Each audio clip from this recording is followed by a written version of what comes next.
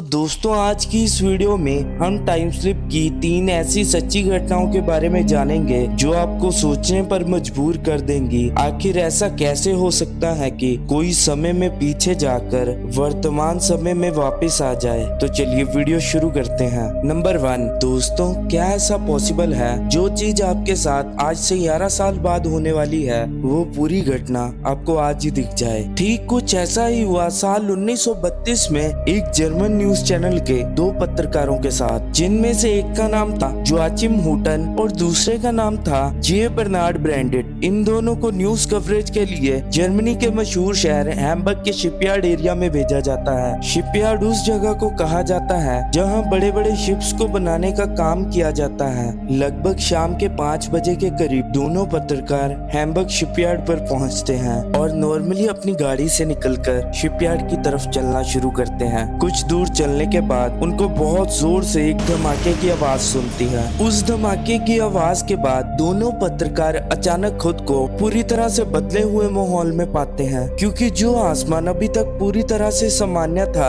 अब उन दोनों को आसमान में घने बादलों के बीच लगभग 50 के करीब लड़ाकू विमान दिखते हैं जो एकाएक लगातार आसमान से बम गिराते जा रहे थे। और उन धमाकों की वजह से वहां पर मौजूद हर चीज आग की चपेट में आकर पूरी तरह से तहस नहस हो चुकी थी। अपनी जान बचाने के लिए दोनों पत्रकार तेजी से अपनी कार की तरफ भागते हैं, पर अब भी उनको विश्वास नहीं हो रहा था वो गए शिपयार्ड में थे और अब अचानक जंग के मैदान के बीचों बीच कैसे पहुंच गए। इस पूरी घटना की न्यूज को छापने के लिए दोनों पत्रकार अपने अपने कैमरों से घटना की कुछ तस्वीरें खींचते हैं और वापिस अपने ऑफिस पहुंचकर इस पूरी घटना की जानकारी अपने बॉस को देते हैं, जिसे सुनने के बाद ना ही उनका बॉस उन पर विश्वास करता है और उनको नौकरी से भी निकाल देता है। नौकरी से निकाले जाने के बाद ह्यूटन लंदन में जाकर शिफ्ट हो जाते हैं और इस घटना के पूरे 11 साल बीत जाने के बाद एक दिन सुबह सुबह वो बैठकर कॉफी पी रहे थे और अचानक उनकी नजर सामने टेबल पर रखे न्यूज़पेपर की तरफ जाती है, जिसमें इस बड़ी सी तस्वीर के साथ एक आर्टिकल छपा हुआ था जिसमें उसी एयर स्ट्राइक की घटना के बारे में लिखा हुआ था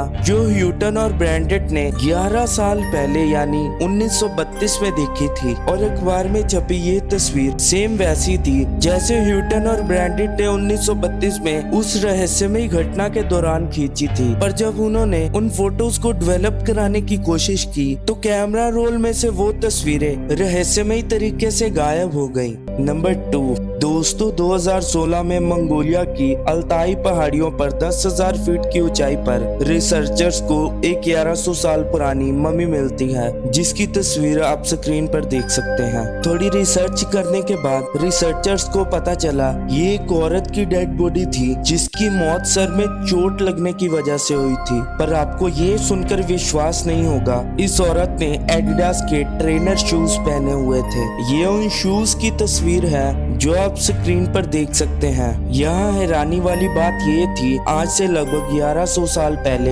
एडिडास कंपनी थी ही नहीं। तो सवाल ये उठता है आखिर 1100 साल पहले इस औरत के पास एडिडास के इतने मॉडर्न शूज कहाँ से आए? क्या ये औरत एक टाइम ट्रेवलर थी? ये आज भी एक बहुत बड़ा रहस्य बना हुआ है जो शायद कभी नहीं सुलझ पाएगा। नंबर 3, दोस्तों बात है साल 2015 की। ऑस्ट्रेलिया में रहने वाला जॉन ऑस्ट्रेलिया के एक सी फूड रेस्टोरेंट में नया जॉब करना शुरू हुआ था। जॉब के दौरान जॉन की 2 युवा लड़कों के साथ अच्छी खासी दोस्ती हो गई जो अक्सर उसके रेस्टोरेंट में खाना खाने आते थे। जिनमें से एक लड़के का नाम था पॉल और दूसरे लड़के का नाम था फ्रैंक। एक दिन ऐसे ही पॉल रेस्टोरेंट में खाना खाने के लिए आता है, पर इस बार पॉल के साथ उसका दोस्त फ्रैंक नहीं आया था। जॉन ने पॉल से फ्रैंक के बारे में पूछा, क्योंकि पहले रेस्टोरेंट में खाना खाने के लिए हमेशा पॉल और फ्रैंक साथ में आते थे। जॉन की बात का जवाब देते हुए पॉल ने बताया 3 दिन पहले ही रात के वक्त एक रोड एक्सीडेंट में फ्रैंक की डेथ हो चुकी थी। ये सब सुनकर जॉन को काफी बुरा लगा और जॉन ने रेस्टोरेंट के ओनर के पास जाकर ओनर को पूरी बात बताई।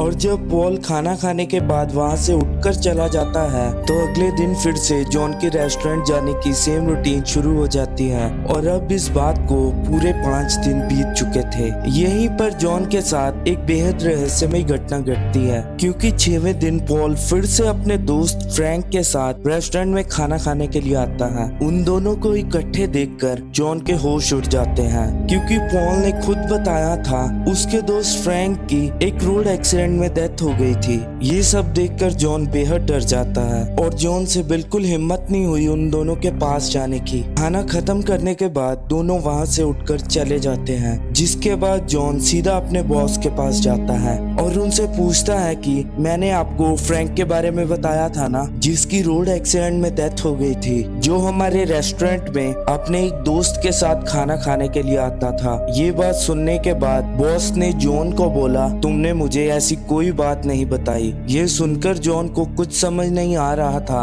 आखिर ये सब उसके साथ क्या हो रहा था। पर इससे भी अजीब बात आने वाले 2 दिनों के बाद हुई, जब पॉल फिर से अकेला रेस्टोरेंट में आया। पर इस बार हिम्मत करके दोबारा जॉन ने पॉल से उसके दोस्त फ्रैंक के बारे में पूछा, तो पॉल ने बताया पिछली रात एक रोड एक्सीडेंट में उसके दोस्त फ्रैंक की डेथ हो गई थी। आज भी ये जॉन के लिए एक पहेली बनी हुई है, आखिर उसके साथ हुआ क्या था जो शायद कभी नहीं सुलझ पाएगी।